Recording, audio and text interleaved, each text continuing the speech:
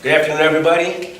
We turn the lights off. We're going to have a little presentation up there. I just wanted to introduce Ross Grande. He started working with us last year as an intern, and we liked him so much we kept him on.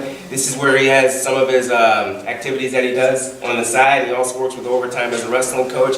Today's presentation is going to be specifically on weight cutting. And we're trying to do some different things with Overtime because we feel like Illinois is a great state of wrestling, and we have great kids in this state without even our help, but we want to try to give them even more. So without further ado, Ross Grande is going to talk to you about weight cutting.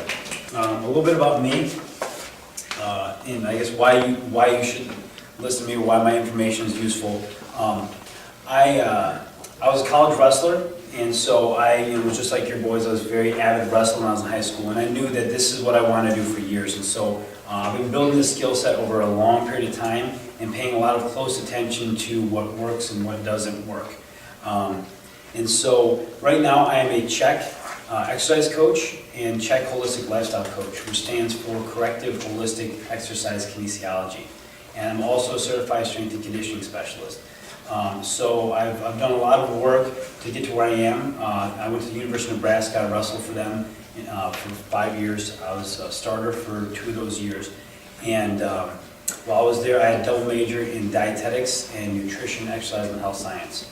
So I put a lot of time and effort into my skill set, and to my best of my knowledge, I've put together a weight cutting plan that it's still general because you can't become too specific when you're talking to a group of people. And so this entire presentation is going to be very general. There's not going to be, this is exactly the way it is for every single person. So you might have to modify things and tweak things a little bit yourself, but these are some general guidelines to go by that will be helpful for the wrestlers and your sons to compete better. Okay, and the reason why I wanted the parents here is because it's important for everybody to be on the same page. You know, they need a support network to understand why it's important to do things and kind of keep them on track. So if they're bringing home a bag of Wendy's that night, saying, yeah, I don't think you're supposed to be eating that. You're wrestling in 3 days. Well, so that way they don't have any excuses. You know what they're supposed to be doing. They know what they're supposed to be doing. And so if you look at your sheet, there's the key to success on the left-hand side. You eat right, drink right, move right, breathe right, sleep right, and think right. Okay, and those are up here. Okay, those are 6 principles that we're going to go by. And even parents, though, these are 6 good principles for you guys too. The eating right, when we get into the wrestling stuff, that gets really specific, but some of the stuff you guys can take and apply to yourselves also. So this is what we're going to base it on. This is going to kind of be your guys' guide. This is for you guys to have at home to refer to. What do I need to weigh when? What do I need to do with my weight? What strategies am I going to use? Things like that. Okay, so basically this presentation is going to walk us through this handout that I gave to you guys. All right, we're going to start off with eating right because that is going to be the most important thing for our wrestlers. Okay, it's not about popping as many clementines in your stomach as you can and still hopping on the scale. Okay, that's not the way we want to do this. We want to be able to eat food and live and wrestle and train hard. Okay, wrestling's hard enough as is. We don't want to make it any harder than this. Trying to cut too much weight, weight cutting in itself can be a sport. It's difficult, it's draining. Okay, so we want to just take that out of the equation and have our wrestlers be able to focus on training and competing hard. That's how you're going to beat better opponents. Okay, he might be worried too much about his weight, or he might be cutting his weight wrong. Now that's out of the equation for you. Okay, so really take this to heart. Some of this information is going to be a lot different than what you've seen before. It kind of flips some nutrition principles on their head. Okay, but bear with me. I'll explain why we do it the way we do it. Okay, so starting off with eating right. Okay, it's going to be the cornerstone of your guys' success. Okay, we do not want to sabotage our season with junk food. Every calorie you put in your body is going to impact it. Okay, every bite of food is important. Okay, you can, people will say genetics, like, oh, well, my genetics makes me a certain way. You can literally change your gene expression with every bite of food you take. Okay, so don't think that a bite of food you take isn't going to impact the way your body grows, functions, and develops. I mean, if we grow from an infant to a large human being, and it's all based on what we put in our body. Okay, so it becomes very important. So, even when we're on the weekend, you decide you really want to splurge, well, that's really going to hurt you. okay? And so just some general recommendations to stick by is organic fruits and vegetables, grass-fed meats, and avoiding gluten and dairy. This is going to be very important for wrestlers. And I could talk for hours on that alone, so if you guys want more information on why it's important, contact me. I'll get that information to you, okay? In the off-season, okay, you can see on our sheets here, we want to stay within 8% of our weight, okay? So let's just use 160 for example. If you're a 160 pounder, you want to be no more than 173 in the off-season.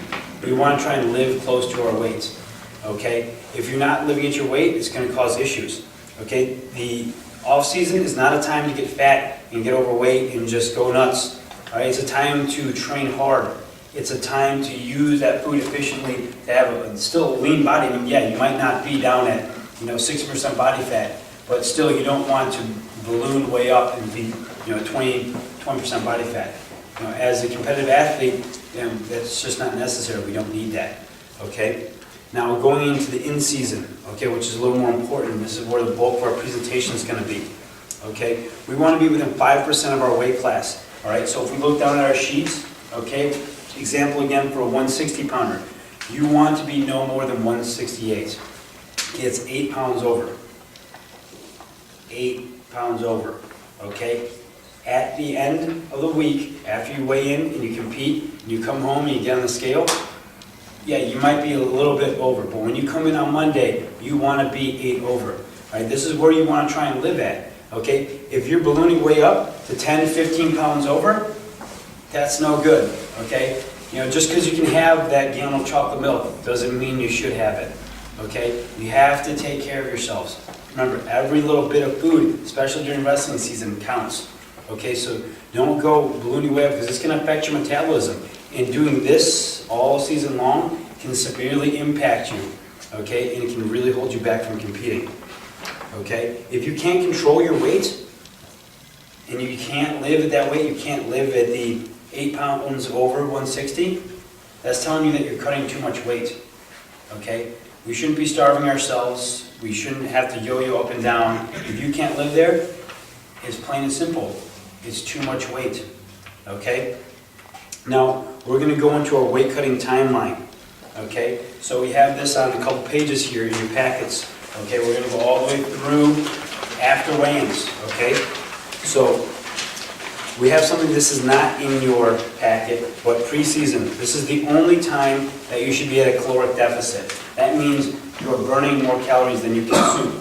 Okay, this is to help the body lean out. This is when we actually lose that extra fat that we had in the off season. Okay, and I kind of bolden this. It requires a specific protocol. This is something that's very specific. Okay, and this is could be a whole other lecture in itself. Okay, so we're past that point. All right, we're in the in season. Okay, but the next one is a little slide of experience of myself. Okay, being at a caloric deficit. Okay, so starting at the left was the beginning of the season, and at the right is at the end of the season. Okay, so the dietitians have me on a 1,500 calorie a day diet. Okay, I'm a collegiate athlete and I train twice a day.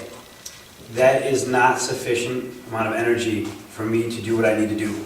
Okay, so that's why I said we should not be at a caloric deficit. If we're starving ourselves and we're just shoving a few clementines into our body, we're going to be at a caloric deficit.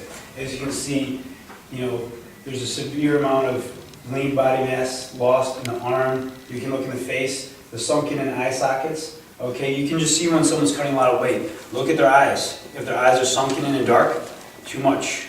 It's way too much. That's a sign of fatigue on the kidneys. Okay, if you see that, that's bad. It's very bad. Okay, you ever see someone cutting weight and you're like, wow, you look like death. Everybody's seen someone like that. Man, you look bad. Right? Well, they shouldn't look bad. Okay, they should be vibrant. They should still look good. Okay, we don't want to see this happen. I don't want to see this because this is what you work hard in the off season and put on muscle, and then you become emaciated as the season goes on. We don't want that. Okay, we don't want to lose all the hard work. We might as well not work hard in the weight room if we're just going to lose it.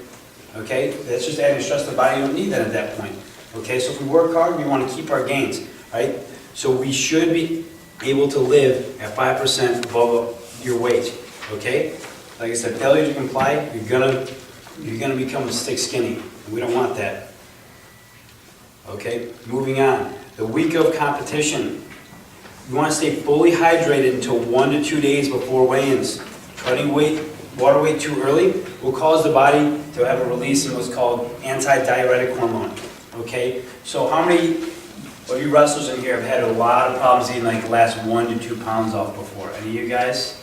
A couple of you guys? So what happens is, if you cut all week long and you're restricting your water all week long, your body likes to survive, and so it's going to say, I'm going to retain all the water I possibly can. And so when you go to try and lose that last pound or two, it's like, no way, dude, we're not going to lose this weight. It's not happening. So that's why we want to stay hydrated, okay? And versus you hear a lot of people like, oh yeah, get your weight down as early as you can.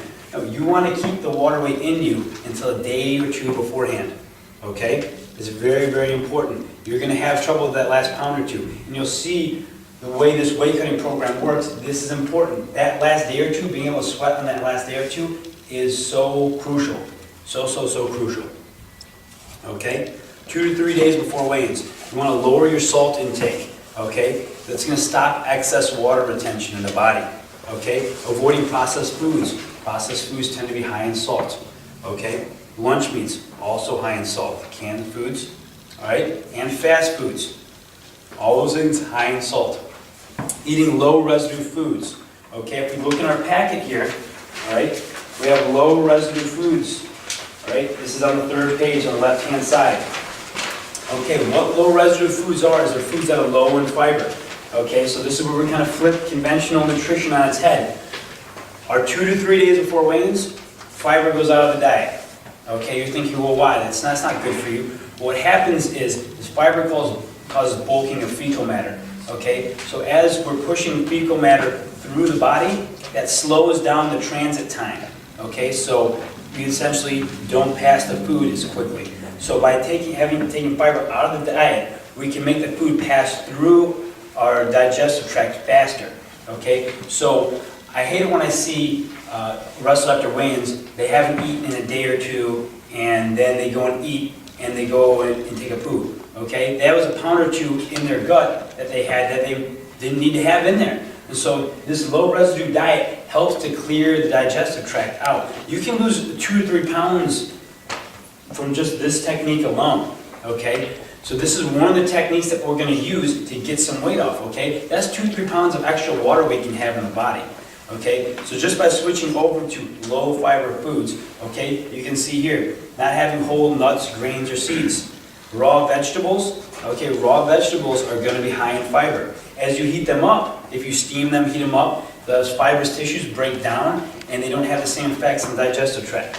Okay, same thing, fruits with skins on them have fiber. Okay, taking that skin off, then that's going to cause us to have a lower residue diet. Okay, and you can see at the bottom, skinless potatoes, cooked vegetables, nut butters where the nuts are crushed. Okay. Meats are fine, okay, and eggs, all right? One thing we're going to start working on is our fat intake, okay? Everyone thinks, fat is bad. Fat is not bad, okay?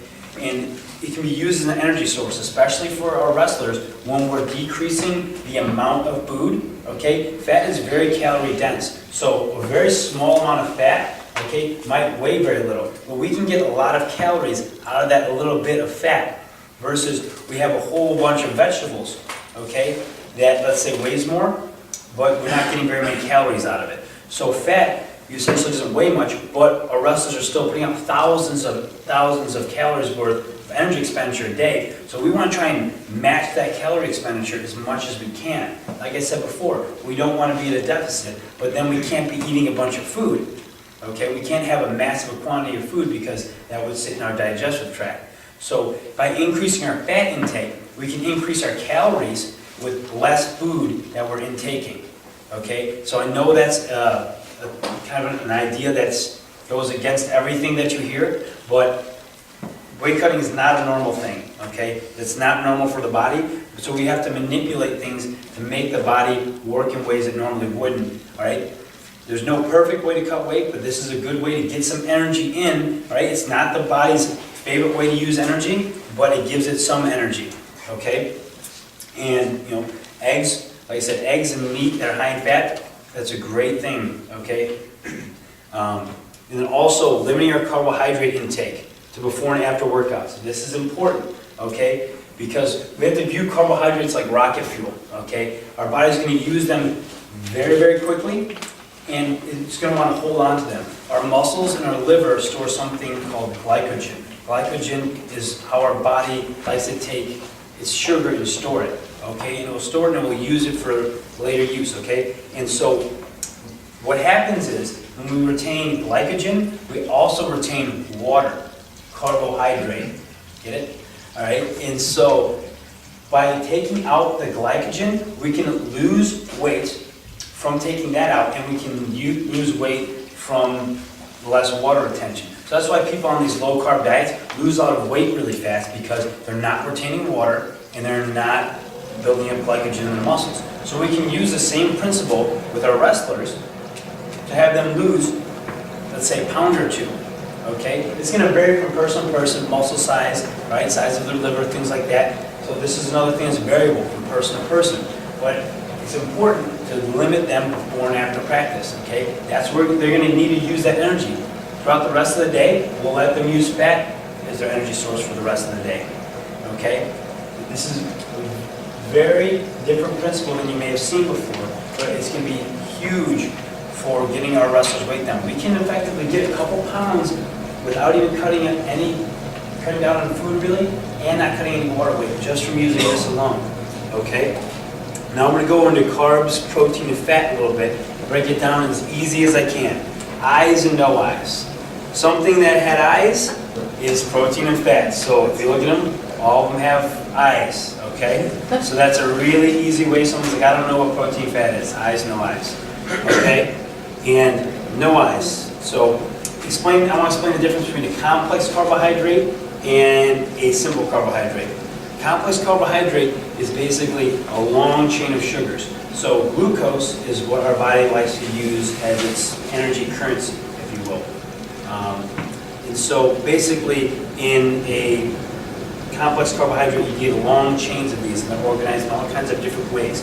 And then simple sugars is just, let's say, one glucose, or a glucose and one other sugar put together, like your regular, table sugar, baking sugar, things that you use like that, okay? Sports drinks, candy, fruit, all simple sugars, which cause a quick rise in blood sugar. The complex carbohydrates tend to have a sustained release in blood sugar, so it doesn't cause an immediate spike, okay? So that's the difference between these. And we're going to get into a little more of why these are important, okay? But there is an exception, okay? These are things that don't have eyes, but are considered fat. Nuts, nut butters, nut oils, coconut oil, avocado. These things, right, are some of our fat. So we want to increase our fat intake. Nut butters, nut oils, coconut oil, avocado, those things are going to be good to increase our fat intake. Okay, they're going to be calorie dense, right? So again, these are no eyes, but they're kind of an exception to the no eyes thing, right? Where these are going to be more fat, right? Now going into day before weighing, okay? You want to be 3 to 5% over your weight class, okay? So if we look back at our sheet, right? Depending on the weight and where you're at, okay? If we're wrestling 160 and we're at 168, that's probably a little too much, all right? We probably want to be closer to 3%, okay? Where that's going to put us more at 4 over, okay? 3 or 4 over, right? You want to finish your workout the day before at 0 to 2 pounds over, period. So when you finish that workout, if you're competing on a Friday evening, if you're working out Thursday evening, you want to be either on weight or 2 pounds over, okay? That's where you want to be at. Then you're going to continue to eat low residue foods or switch to a liquid diet at this point, okay? You're going to eat/drink up to 2 to 3 pounds over, okay? Total. Okay, so if we cut down, so let's say Friday, we are Thursday we are on weight, okay, and we eat up to 2 to 3 pounds, so now we're at 162, 163, okay, and so we don't want to add this 2 to 3 pounds to the other 0 to 2, and now we're, 5 pounds overweight. That's going to be a little bit too much, right? So when we go to bed, we want to be 2 to 3 over. And again, this varies from athlete to athlete on how much you can be over, okay? Again, you want these to be low carbohydrate and low salt foods. You want to go to bed expecting to float. The more you weigh, the more you're going to float. It's just the nature of metabolism, the way it works. Right? Some of our little guys, they're not going to be able to float much, maybe half a pound. Some of our big guys might be 3 pounds, okay? It's unfortunate, but that's kind of the way it works. And like I said, this is going to take tweaking for everyone. It's going to work differently. Okay, so I can't tell you exactly how much you should be over, but like I said, these are just general guidelines of where you should be at. Okay, day of competition. You want to wake up close to 1 pound over. If we were 2 to 3 over, okay, and we floated 1 to 2 pounds, we're going to be close to 1 pound over. Okay, if you're competing at night, right, you want to get all of your calories throughout the day from liquids. Okay, once again, it passes through the body easily, okay? All liquids, right? If you're competing in the morning, drill, workout right before weigh-ins. Okay, we're gonna look over here on our second page, before weigh-in workout and warm-up. Right? This is a very effective way to cut weight and warm up for your match, okay? So, what we use a lot in college, and I found to be very, very effective, was that we did our warm-up before we weighed in. So we would go in and we would drill and work hard, run, do our sprints, get our lungs opened up a little bit with our sweats on, things like that before weigh-ins, okay? We got about a pound or 2 off, sometimes 3, 3.5, depending on how much you guys sweat, right, in that time frame, right? Then you go weigh in and your body's actually more receptive to water and sugars and carbohydrates, glucose, protein, everything after you're done exercising. Versus if you haven't done anything, you've sat around for a while, and you go to put food in your body, it's not going to be as receptive, okay? And so this is much more effective than sitting around for a day and a half not eating, weighing in, and then putting a bunch of food in your stomach, and you feel kind of sluggish, and then you have to go warm up, and you kind of feel like you're going to vomit when you're warming up,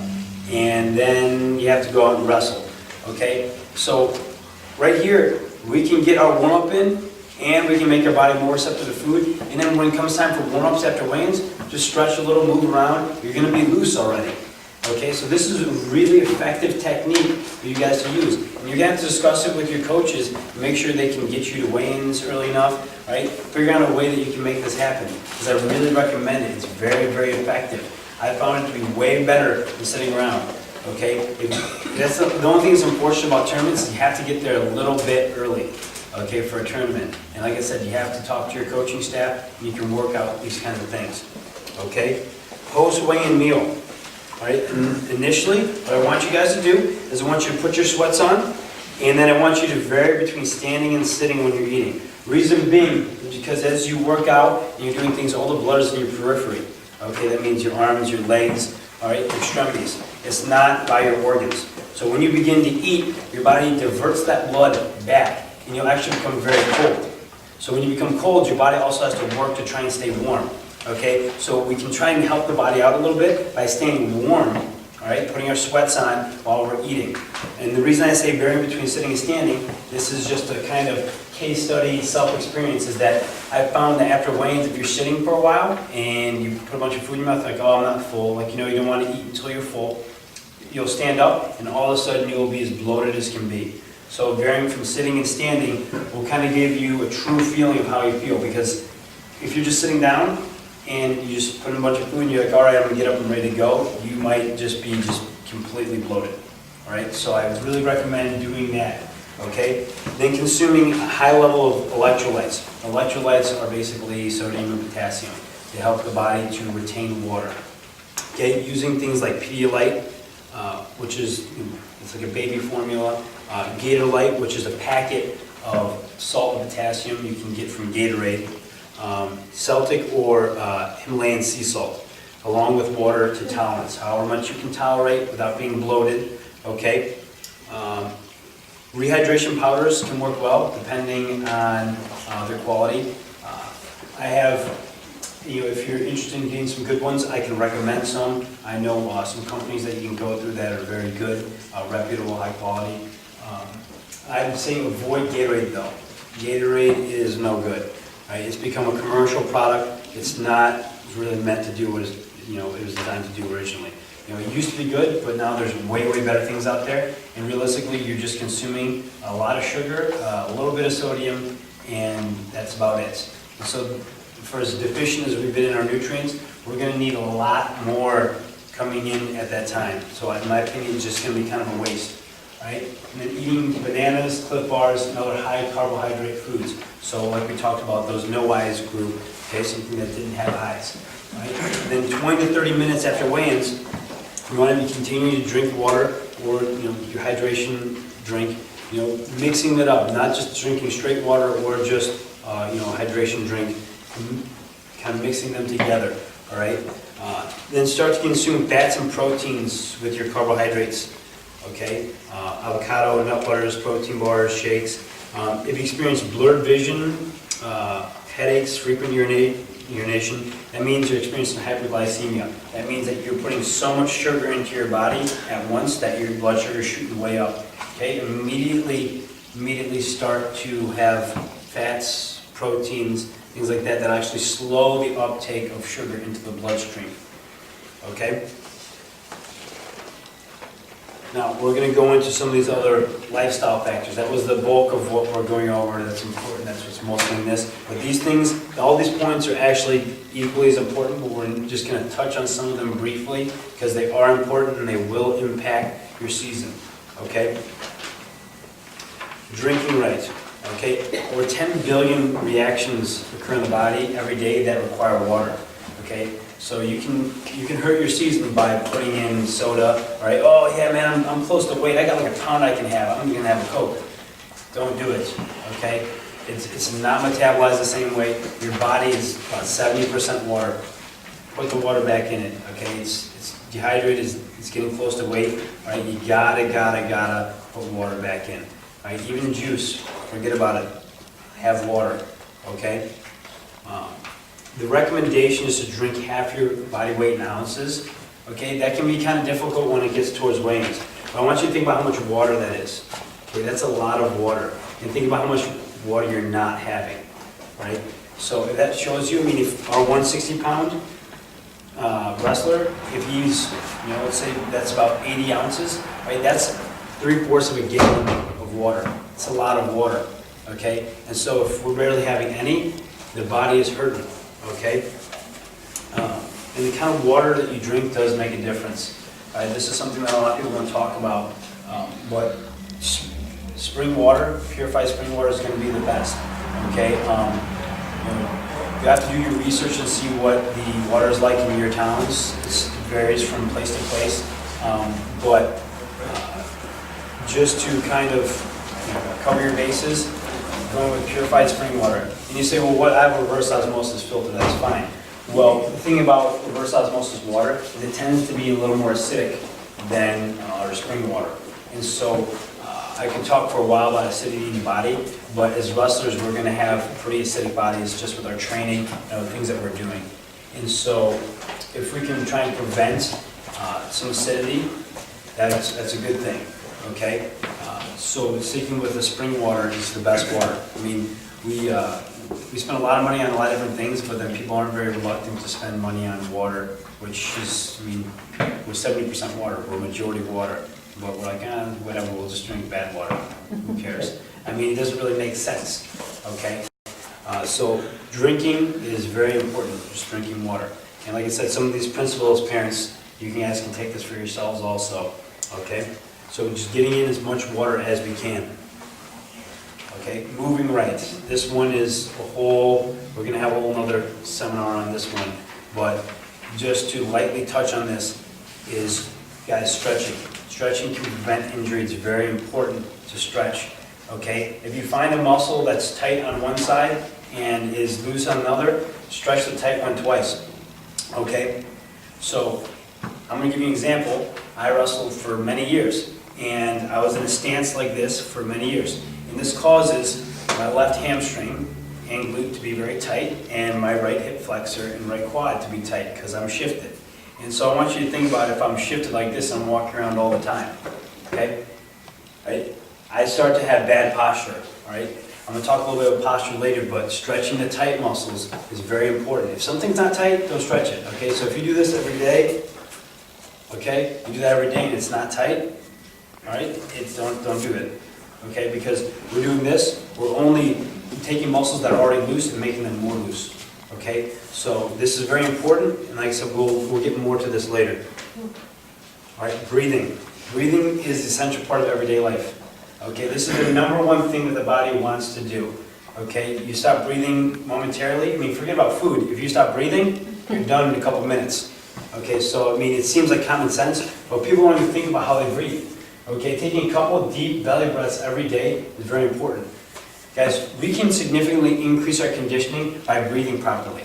When I competed in wrestling, I breathed all wrong. It was all wrong. Absolutely wrong. Okay? And we breathe on average 25,900 times a day. It's almost 200,000 times a week. That's about 9.5 million times a year on average. It's a lot. And think about if you're taking each one of those breaths wrong. Okay, that can significantly impact your health. Right? I want everyone to do this right now. Put one hand on your belly, one hand on your chest. Okay? Why don't you take a nice deep breath? Okay? Which hand moved more, the top hand or the bottom hand? Who are my top hand people? So we have like 6, 7 people, 8 people, and then who's the bottom hand? Okay, so if your top hand moves more, that means your breathing pattern is inverted, it's upside down. Okay, so the first 2/3 of our breath should come from our belly. Our last 1/3 should come from our chest. So if we're breathing with our chest, we're only getting 1/3 of the breath that we should be getting, okay? And so this can become very important because these muscles that we use for our chest breathing, they get tired pretty fast, okay? We call them our accessory respiratory muscles, okay? And our diaphragm is what we use when our belly expands. And that one actually is a pretty efficient muscle. And when I talked about acidity in your body earlier, when you use these accessory respiratory muscles, you tend to produce more lactic acid and the body becomes more acidic. And we could talk all about how that can cause disease and all kinds of other issues, but belly breathing is very important for keeping us relaxed and our conditioning. If we're chest breathing all the time in our max, we're going to get tired really fast. So working on breathing with your belly is going to improve your conditioning, guys. And I can show you guys some techniques. You can get hold of me. I can show you a few things to train yourself how to use your belly more. It's really important, okay? Sleeping right, okay? Your body mentally and physically repairs itself at only certain times of the night, regardless of what you like to think, okay? And I'll show you a little chart later, but getting to bed by 10:30 is very important, okay? And I didn't listen to this for many years, and I suffered because of it. Okay, I've had personal experience with this. Getting to bed is very important. The best sleep pattern is about 10:30 to 6:30. Okay, 10:30 at night, 6:30 in the morning is the optimal sleep pattern. Okay, and once again, we could have a whole nother seminar on sleep in itself. Okay, but I wouldn't be saying it unless it's important. Okay, because I know we have a limited amount of time, but like I said, I want to emphasize the importance of sleep. The body heals itself at this time. So very important. Okay. Thinking right. Right. Now this is something that a lot of people have an issue with is their thoughts. Okay, especially with wrestling. Wrestlers tend to think about their competition on Friday and Saturday on Monday, and we go on the message boards and what's this guy saying on the message boards, and he's ranked this and he beat this guy here, and so we're thinking all week, all month, all season about I have to wrestle this guy in 2.5 months. Well, you don't have to wrestle him for 2.5 months. So why worry about it? If you think about it every day, and you stress yourself out about it every day, that is going to impact your health. It can. It can affect you. And not just with that, but with anything. With anything that stresses us out, it can significantly impact our health. Okay? We have a physiological response to the way we feel. All right? Who here has ever been angry at someone? Everybody? Okay. And then you hear people say, well, I was so angry, I was shaking, I was so mad when I left. You hear people say that all the time, don't you? Well, why were they shaking? Why are they shaking when that? seems like a weird thing to do. The body, you can't control it, okay? It is a response, right? That's what we're gonna talk about, the nervous system. The nervous system responds to everything in your body, okay? People think it's muscle memory. It's not muscle memory, it's the nervous system. Your memories, your emotions, everything impacts the nervous system, okay? And so I'm gonna make a really easy way for you guys to understand the nervous system. You have two parts, the sympathetic and the parasympathetic, okay? So you have these two and they're like a teeter-totter, back and forth, all right? They both work simultaneously, but one can be more in control than the other, okay? And so our parasympathetic, right, is our rest and digest, okay? It facilitates digestion, sleep, repair, and anabolic hormones, which means building. So it repairs you. So this is mostly active when we sleep and when we eat.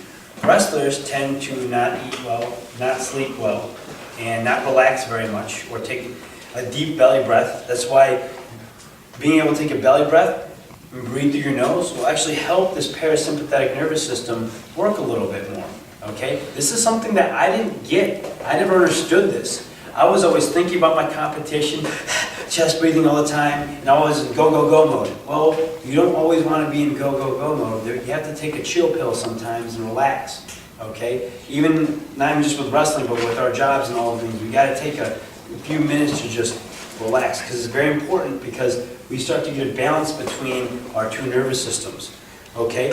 And while we're on the topic of growth and repair, I want to talk about age and growth, okay? Because part of growing up is, is puberty.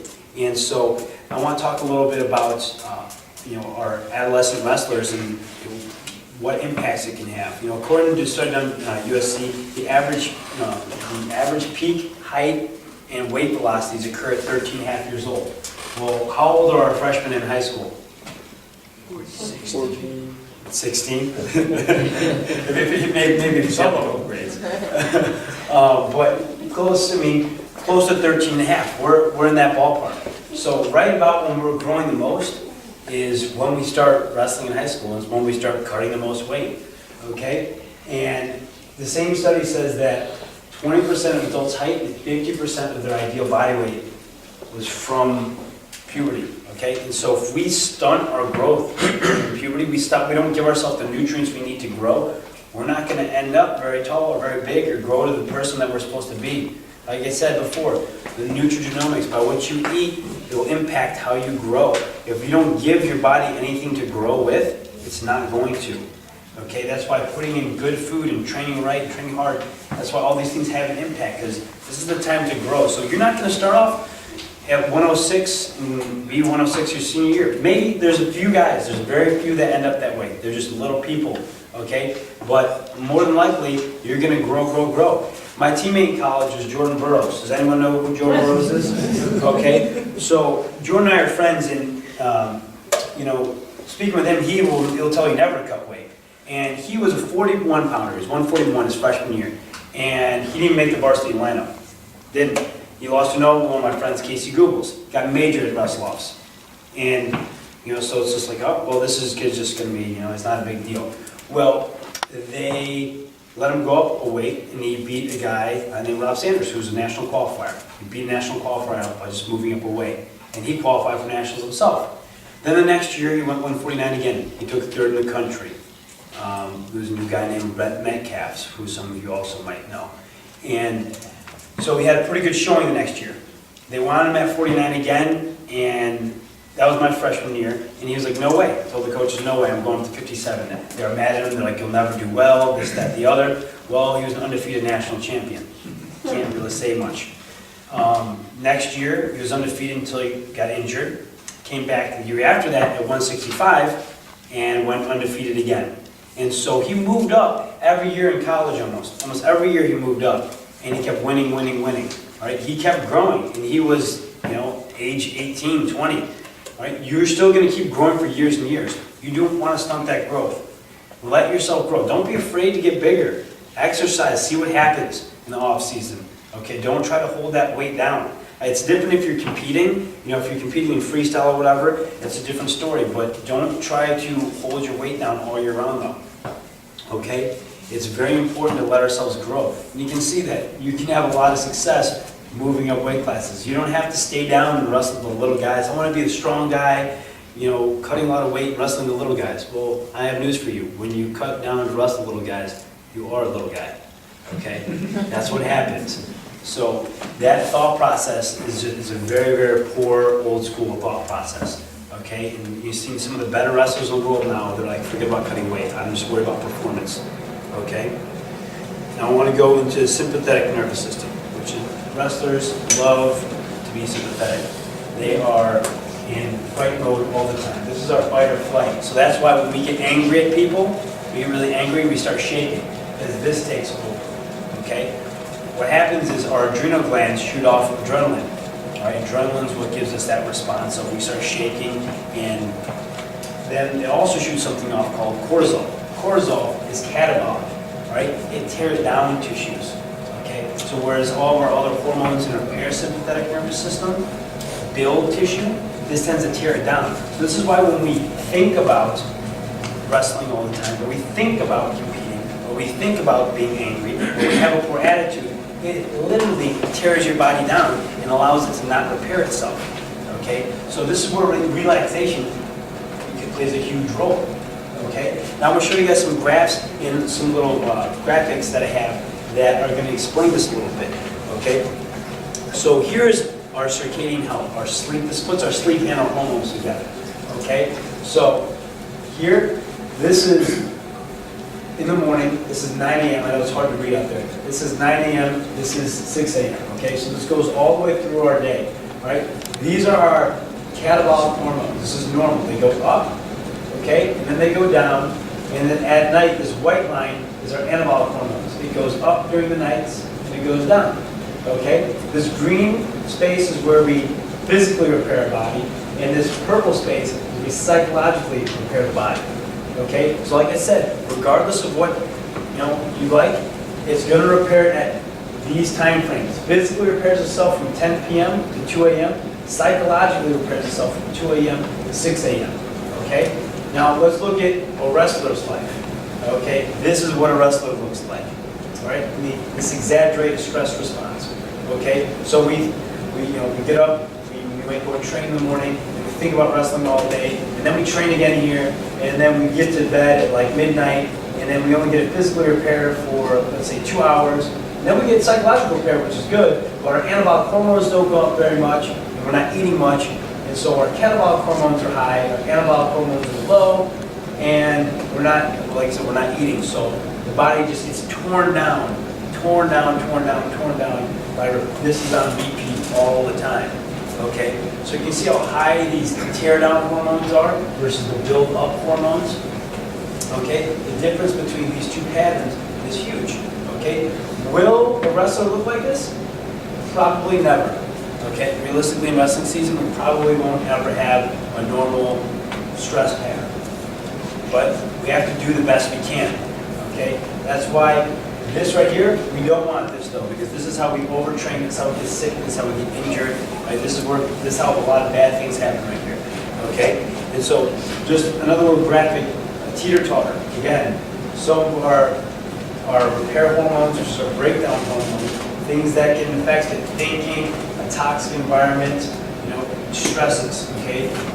School, all kinds of things can affect that. So it's not just what we're working out and what we're eating, but there's a lot of different factors that play into that, okay? Taking care of our schoolwork, taking care of all these things, getting all the stress off of our back, right? So that way we can focus on our wrestling, okay? Because when you have all these other factors weighing on you also, it's going to be tough. So taking care of the things you need to take care of, right? And getting to bed on time, right? This is very important that we need those anabolic, those build-up hormones to be working in our body, okay? And I'm putting a lot of stress on the nervous system because not a lot of people understand it or even really know it exists, okay? Now what we're going to go into next is a little bit of more movement and some exercise, okay? Just a little strength and conditioning, right? I wanted the bulk of this to be on eating and lifestyle, but just some tips for you guys for the season and some things to work on, think about, because I didn't really understand it when I was your age, and I don't want you guys to fall in some of the traps that I fell into. What to train. Pick your battles, okay? Train what suits your style. You don't have to be great in every biomotor skill. These are our biomotor skills. There's 8 of them. Power, speed, agility, strength, flexibility, endurance, coordination, balance. You don't have to be good at all of them, okay? Realistically, wrestlers, we don't need to be good at all of them, okay? We just need to be good at what you're good at. So if you're a funky, flexible wrestler, work on that. Maybe you need to work on your endurance a little more, okay? But is our funky, skinny wrestler, is he going to be a power strength guy? Probably not. So if we're throwing you in the weight room all season long and wearing you out in the weight room, that's probably not going to do us much good, okay? We need to focus on what you're good at, okay? So when you're thinking about what you're doing as far as your training goes, think about these things. See what your wrestling style is like and pick some, get good at them. Because there's some wrestlers that are great power wrestlers, and there's other guys that physically they don't look like much, but they can wrestle. That's because they have some of these other skills. All right? Our strength coach in Nebraska, his name is Jason Powell, he's national champion. He was known as being the worst conditioned and weakest wrestler at Nebraska, and he won a national title. And the guy looks like nothing, but he has incredible flexibility, and he's got great coordination, balance, and agility. He has all those things, and he has great speed. He has all those things, so he would win matches. Okay, so you don't necessarily need the same thing everyone else needs, because wrestling is so individual. Okay, and so with our strength, we can train for whether it needs to be maximal or explosive, whatever kind of wrestler you are. Okay, there's ways to train intensive endurance versus extensive. Wrestling, we want intensive endurance. Do we need to be able to run 6 miles? Going out and running 6 miles is not going to help us. And that's going to throw our hormones off again. And I was talking about those catabolic hormones. If we're out running, that's going to tear down muscle. It's going to tear down those tissues that we worked up so hard in the off-season to build. Realistically, aerobic conditioning does not help us as wrestlers very much. We want to be here. We want speed. We want sprints. We want short bursts, very short workouts. That's what's going to help us the most is right here. So if you're going out and you're running miles and miles and miles, it's not really helping you much.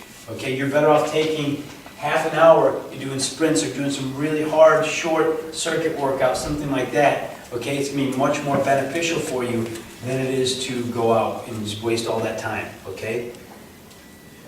And balance, right? Work on our balance as wrestlers. Okay? There's 2 kinds of balances. You're tilting, you're righting. This is what we want. We got to be on one foot. We got to be driving off. Okay? We don't need the same kind of balance that these guys need. Surfers, skateboarders. Okay? You guys don't need to be able to stand on a Swiss ball, but you do need to be able to stand on one foot and move around and do things. Okay? If you can't stand on one foot, you need to work on that because that's part of wrestling. Most of sports are done on one foot at a time. Rarely that we're ever on 2 feet. Okay? Wrestling, yeah, when we're in neutral, maybe, but if we're driving on our feet or we're driving, we're usually on one foot then the other. Okay? So being able to balance on one foot becomes very important. Okay? Peaking. This is something that I didn't know about, and this is why I never performed that well, because I didn't peak right. Okay? You hear, train insane or remain the same, or pain is weakness, leaving the body, like all these like ridiculous like things on the backs of shirts. Like I just see that, I'm like, just face palm. Right? You don't have to do that all the time. There's times to train hard, there's times not to train hard. Okay? Decide what your biggest competitions are. Okay? And then try to train hard the week before that big competition.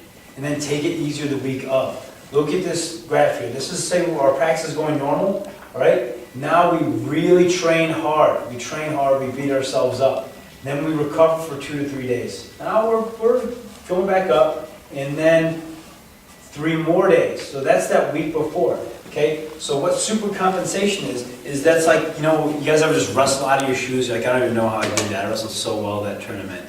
all right? Same thing, that's how the body works. If you train it and you peak it properly, you will have the best performance that you'll have, okay? It works with lifting, it works with all kinds of sports, right? But so training hard the week ahead of time, and then taking it easier the week of. If you're competing Friday, sprints Thursday are not going to make you any better. It's not going to do it, okay? Sprints Tuesday probably isn't going to do it for you. You're not even going to be recovered by Friday, probably. The week before, though, doing it that week, that'll help you if you let yourself recover, right? If you don't let yourself recover and you're not doing those other 6 principles right, then come next Friday, forget about it. Your body's going to be torched. It's going to be done. That's why those other 6 principles, those keys to success, that's what helps with this peaking, is if we're sleeping right, we're getting some water in our body, we're eating right, we're doing all these things right. That's what allows the body to do this. This can be completely, forget about it, it's gone. You might go down here, and then you might just continue down, okay, if you're not doing those other principles right. And that's why the eating and the training properly becomes so, so important, okay? Then we're going to go into posture. This is something that now that I mentioned to you, you guys will notice at every wrestling tournament that you ever go to from now on, okay? So if we look at our upper cross syndrome, that's what we call this, okay? So this is our normal posture. And here's someone who sits on a computer a lot, and here's a wrestler, okay? And so we tend to be like this, and wrestlers kind of walk around like that, and they have ugly ears. I mean, that's all wrestlers, okay? And so this is important because it can hinder our performance, and it can cause injuries to the shoulder. It takes some time to correct, right? Let's do another little fun group activity, all right? I want everybody to hunch their back over. Hunch your back over just like this, like you're like the hunchback in Notre Dame. All right, now I want you to try and raise your arms above your head. All right? Okay, now relax. So now I want you to think about being like that all the time. And now, when we try to do pull-ups or anything overhead, that's why wrestlers have such a great amount of injury to the shoulder, because their shoulder cannot move properly in this position. When this spine moves forward like that, it does not allow the shoulder to move properly, okay? So by correcting that, the shoulder can move properly and we can prevent injury, okay? I myself had my shoulder reconstructed, okay? I can't tell you how many wrestlers I know that have had shoulder surgeries. I mean, I can't even count them on 2 hands. It happens all the time, and this is one of the biggest issues, is this right here, okay? Seeing a chiropractor to help mobilize this can help, all right? Working on exercises to pull the upper back a little more can help, okay? But these are very important things to take into consideration, because as wrestlers, we never, that's just how you stand. Everybody looks like this. But when you look at everyone around you, like everyone's like that. No, it's not good though. You don't want that, okay? You see guys with big traps and they can bench a lot and they're always like this. That's bad posture. We don't want that, okay? So we can take some time to fix this. Be aware that this is a thing. It exists, right? It's not just like, oh, I'm just different. I just stand like that. No, your posture's bad, okay? And so then lastly, one thing we want to talk about in the future, myself and Overtime plan on facilitating a strength and conditioning program that's safe, specific, and effective. Okay, so taking posture and all these things into consideration, because there becomes an incredible amount of savvy to it, the body functioning right. I'm working with some wrestlers right now, and you wouldn't believe all of the biomechanical issues I see. They can't squat right. Well, if we load this kid's back and he can't squat right, well, he's going to herniate a disc. I also train some guys that are, they're my age, and they were in high school and they were football players, and they just said load up as much weight as you can. Well, one guy has a herniated disc in his lower back, and the other one has spinal fracture in his lower back because of lifting programs that are very poorly designed. I had some of the kids bring me in some of their lifting programs. I'm not going to say from which high schools, but they were very dangerous, and it's a concern to me. They started with very heavy loads, and they worked to a lighter load, and the load still wasn't light. Okay, when we work in this fashion, it becomes very dangerous, and we can injure joints. And you have to train very specifically to train posture, to train the joint to move properly before you can increase the load. Otherwise, you're going to ask for an injury. You're going to ask for a very short career. okay? You look at power lifters, a lot of them don't have very long careers because they don't maintenance themselves, they don't take care of some of these biomechanical deficiencies. Yeah, they're big, powerful, strong people, but then you see these horror videos of them blowing knees and elbows out because the joint doesn't move correctly. Okay, this is what's very concerning to me, to some of the things that are going on in some of the weight rooms right now in some of the high schools. So that's just something that I wanted you guys to be aware of, and that this is something that we're going to be offering in the future. And just some references, the ex-nutritionist at Nebraska and the Czech Holistic Lifestyle Coach program. And so that is all I have for you, Carrie, if you want to turn the light, and then we can have a little Q&A, because I'm sure there's plenty of questions out there.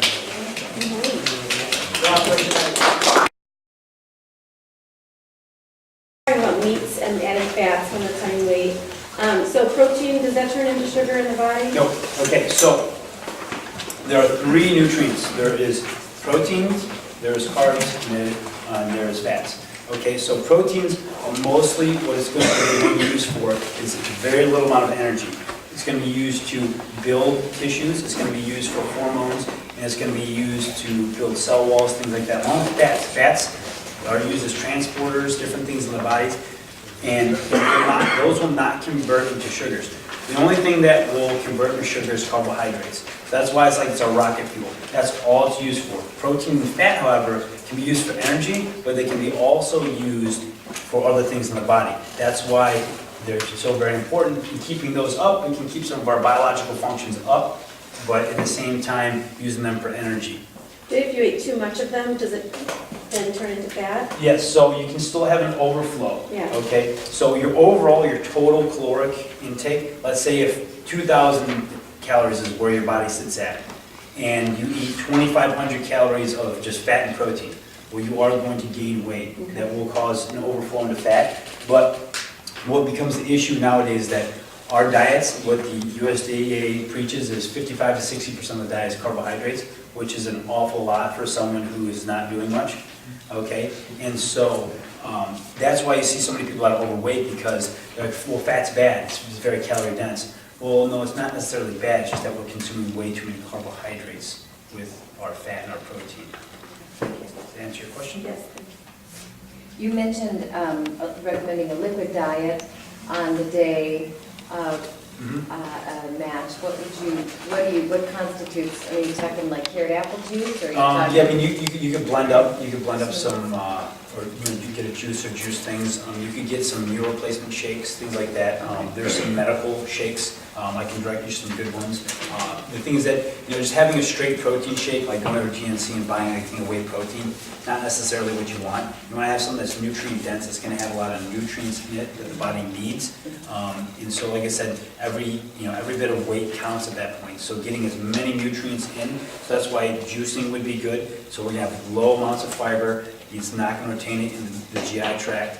Okay, so that's kind of some of the things you could use for a liquid diet. And my next question, you talked a little bit about this, the sympathetic and parasympathetic nervous systems. How would you describe envisioning a match, envisioning yourself succeeding, winning, versus stressing about a match, the two, Okay, so that's a good question. That's a very good question. So basically, my recommendation would be not to worry too early in the week about that. Okay, and so when that's kind of always running through your head, taking things that you guys still enjoy to do. I'm sure you guys have other hobbies you like besides wrestling, correct? Some of you guys like Call of Duty and like Halo and all kinds of things. Other things that you guys like to do. Do some things to get your mind off of wrestling, because I know wrestling seems like it's life sometimes, like that's the only thing in the world that there is, but realistically there's a lot of other things out there that you guys can do, okay? And so taking some time for yourself to just get away from school, get away from wrestling, get away from these things where you can just focus on none of that and you can relax, because that's one of the hardest things in wrestling season, is to focus on nothing. Taking some quiet time for yourself, okay? That's something you guys probably never do, right? It's become very important. And so,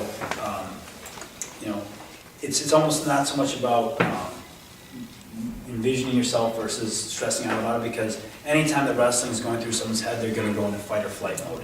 They're immediately gonna think about like, I wanna be out there right now, you know? And so just getting some time away for yourself, it's gonna be very important, okay? Is there a criteria, is there a formula you use for determining the wrestlers' optimum competitive weight? Their optimum competitive You look weight. at a kid, so you should be 13 pounds, you should be 20 pounds, you should be 6 pounds. I mean, I wouldn't say there's any cookie cutter, I don't like to say cookie cutter, but I wouldn't say there's any one specific equation. I mean, because it varies from body type to body type. You have different kinds of body types. You have people that tend to be more muscular, skinnier and taller, and then within that, their weight distribution is very different and where they store their weight. And so someone might have more weight in their viscera. Their viscera might be heavier than someone else's. Someone might have more muscle mass just naturally, genetically. And so it's hard to say because compared on height versus weight and muscle mass, it's kind of one of those things where, my recommendation is, let a kid grow, see where he's at, and then kind of go from there. And, let's say if he's, 135 in the off season. Well, let's take a look at our weights and let's see where he's at if he starts training. Well, now he's 132 while he's training. Okay, that's his off-season weight, so see where he's at, 8%. What's he 8% over? What's he close to? And then kind of ballpark it from there. Like I said, 'cause it's hard to say, like, plug the numbers in, you're here. Because realistically, a lot of the equations, I have a bunch of equations for body fat and all kinds of things. They tend to not be accurate because you can't make an equation for humans because no two of us are the same, or will there ever be a same one of you? So that's a good question, though. It's kind of one of those things where you have to see where they're at. So that training cycle you showed was over a 2-week period where you competed and then you went up and you went down and you recovered. A lot of times in the IKWF season, you're in Illinois, kids will be wrestling every week. Yeah, and so that's why I said. What would you recommend for that? So that's why I said pick your bigger competitions, and the staff and I also discussed this. That's what's unfortunate about the way our seasons are designed, is that we compete every weekend, which I don't necessarily agree with, but we have to deal with the system the way it is. And so you have to kind of pick and choose your biggest competitions. And if you going beat up to a competition, let's say you beat yourself up for, let's say you have like a Dvorak or a big tournament, or I don't know what the big IKWF tournaments are now. But I'm just using high school as an example. Say you have Dvorak one weekend, or the weekend before that there's just a quad or a dual on that weekend. Okay, maybe beat yourself up that week, you have to go to that quad or that dual beat up, but then you can recover the next week for Dvorak, and that's when you really want to perform. So choosing your biggest competitions, because realistically, let's say the IKWF season, what's most important realistically is the state series. And so training, there might be a big tournament you go to here and there throughout the season. I'm not sure if you travel or not, or if you guys are allowed to anymore, but picking the biggest tournaments and then training for those, so a week ahead of time. So if you have a weekend and there's still a tournament, you might have to go to the tournament a little bit beat up, what's that, next week, whether it's this regional tournament, sectional tournament, whatever it may be, tapering off for that. I guess that's a hard thing. What would be your ideal scenario? You didn't necessarily think for us like what would be your ideal? My ideal is if you had a big tournament, I don't know, what tournaments do you plan on going to this year? A lot of them. Every The state weekend. series is Every weekend? So, I mean, this is something that you could use before the state series, for sure. I can just say, most of the tournaments, I mean, the weight isn't that sensitive for that cutting weight. Yeah, it's just training-wise that you're saying. Taking 2 weeks out from the state series and training hard, 2 weeks out, 2.5 weeks out, and then tapering in towards that, and then letting him heal up, not beating him up too much during the state series, because realistically working hard in that time frame is not going to really be beneficial. The kids aren't really going to gain much out of it. Okay, so even if you have to skip a tournament before you go to the state series, it's really not going to be that end of the world. The worst thing that happens is you don't end up sitting in a gym for 12 hours. So that would be my recommendation. Now, every person is going to say the same thing, but that's what I would say if that's really what you want to focus on. In regards to the high school hydration test, what's the best thing for a kid to be drinking like the day before, day of the test? Is it the spring water, is it the Pedialyte? We want to make sure he's got Well, enough I wouldn't salt. do Pedialyte, because Pedialyte's gonna cause excess fluid retention in the body.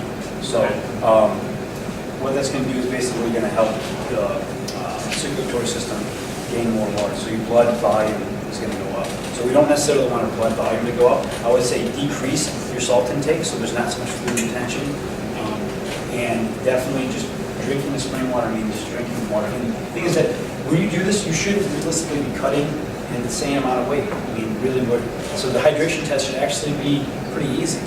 And, the way it's designed. So just definitely just drinking spring water. How about distilled water? Distilled water? Don't do distilled water. Distilled water will actually pull nutrients out. So yeah, don't do distilled. Good question though. Good questions. How would you approach like a two-day tournament? When you have to weigh in, you have to Two-day in the tournament? morning, as far as your diet goes. As far as the diet goes, so again, sticking to more of a liquid diet, maybe not necessarily through the day. You want to give them some solid food when they're eating throughout the day, but at night, trying to be 2 to 3 pounds over. If you have to cut in the morning, you have to cut. One thing that I used throughout college, if we had a 2-day tournament, was at the end of your match, okay, or say if you have duels 2 days in a row, whenever you get done with your last match, you immediately throw your sweats on and start working out, because you're already sweating and your body's already ready to work. Try to get some weight off then. So if you can get your 0 to 2 pounds over right after your last match, try to go for it. Okay, so getting as much down as you can right after that last match. And then food-wise, like I said, sticking to more liquids in the evening, and then next morning when you weigh in, probably working out before weigh-in to just do the trick to get the weight down. Make sense? Any other questions? I was got more than that. I know I threw a lot of information at you. There's a lot there, so. You mentioned working out before weigh-ins. Is there a time though when you might work out and then your weight kind of is a little bit higher and then is there some fluctuation right before? I know it sounds kind of crazy, but is there fluctuation? Does your weight go up a little bit? Is it possible that it goes up a little bit if you're working out right before you jump on the scale? If so, you're saying if you gain weight while you're working out?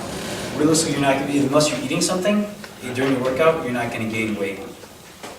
Does that make sense? Yeah, So- it makes perfect sense, but I've seen strange things happen sometimes. Strange things have happened, but as long as there's not a drip in the ceiling and he falls down and, then he's not gonna gain weight.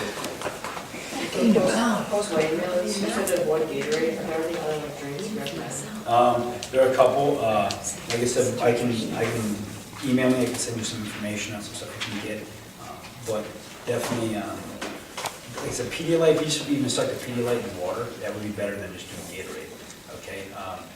And, that along with the food that you're eating, you'll get a lot of carbohydrates in. It's a Gatorade realistically is not a good product. That's just over the years. And I was sponsored by Gatorade in college, and I hated it. I did not like it at all. So definitely the Pedialyte or just water does a better job. You get some sugar in though. The sugars are important still. So like a banana, will do the trick for you. That's a good question.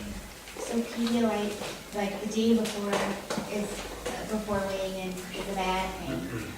Because, I thought you said that No. So you don't want to do it the day before weigh-ins. You want to do it immediately after weigh-ins, Right. okay? Because there's going to be electrolytes in it, okay? And so that's actually going to help you to retain water and cause your blood to go up, okay? it's a bad thing. So not before, right after. Good question, though. Any other questions?